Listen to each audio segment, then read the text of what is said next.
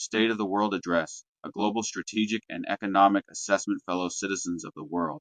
As we stand at a pivotal moment in history, the global community faces unprecedented challenges and opportunities, from great power rivalries to economic shifts, from military tensions to regional crises.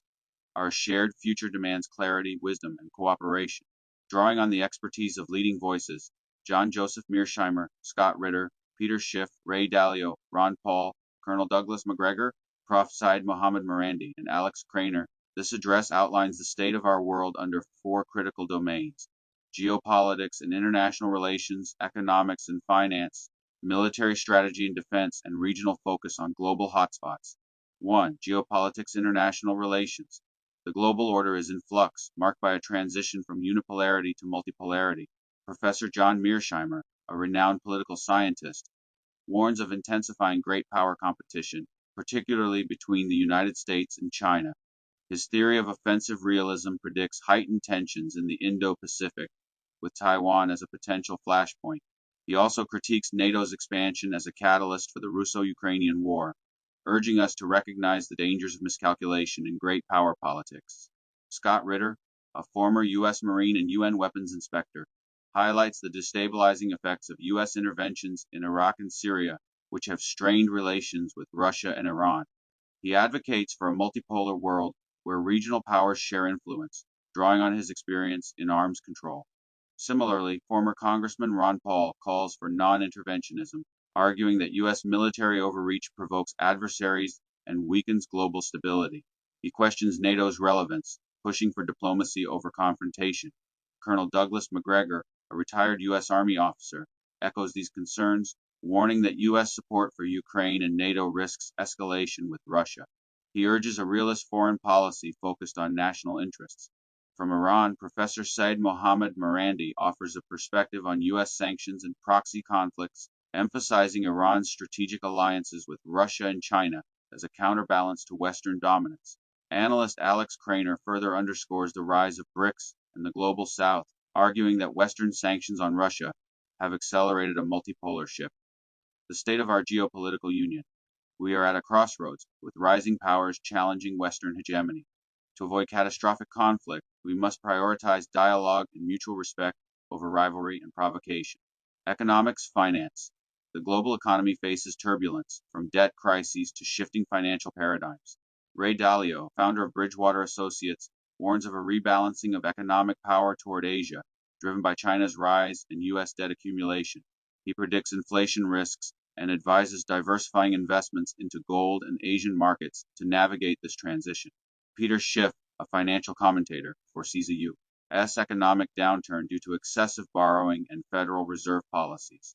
He urges a shift to gold and foreign equities to protect against a potential dollar crisis.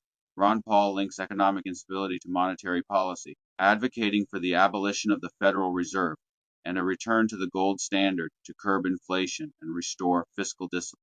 Alex Craner highlights the weaponization of the U.S. dollar through sanctions, predicting a global move toward alternative currencies like the yuan and ruble. He sees de-dollarization as a response to Western financial overreach. The state of our economic union. The global economy is shifting, with the U.S. facing vulnerabilities from debt and declining dollar dominance. We must embrace prudent policies and diversification to ensure resilience.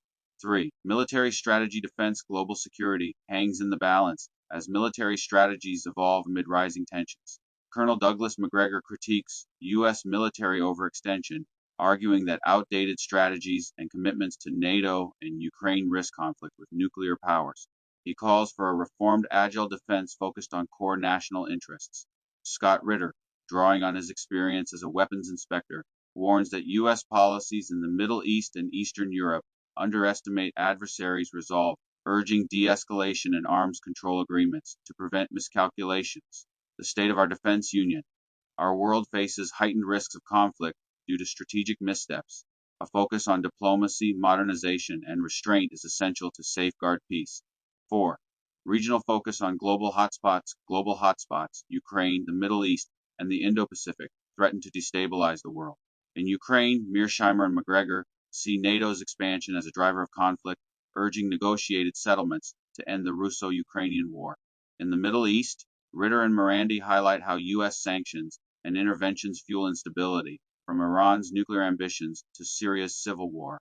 Morandi emphasizes Iran's role as a regional stabilizer, allied with Russia and China. In the Indo-Pacific, Dalio and Mearsheimer warn of U.S.-China tensions over Taiwan, with Craner noting the economic fallout of potential conflict.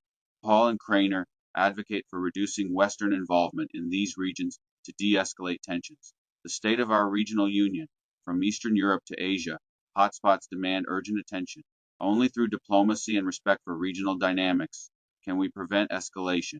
Conclusion, citizens of the world, the state of our global union is fraught, but not without hope. The expertise of Mearsheimer, Ritter, Schiff, Dalio, McGregor, Morandi, and Craner reveals a world at a tipping point. Geopolitical rivalries, economic uncertainties, military risks, and regional crises challenge our collective resolve. Yet, their insights also light the way forward through realism, restraint, and reform. Let us commit to dialogue over division, prudence over profligacy, and peace over provocation. Together, we can forge a stable, prosperous future. Thank you, and may we rise to meet these challenges as one global community. This report integrates the experts' perspectives into a cohesive narrative, tailored to the State of the Union format using Grok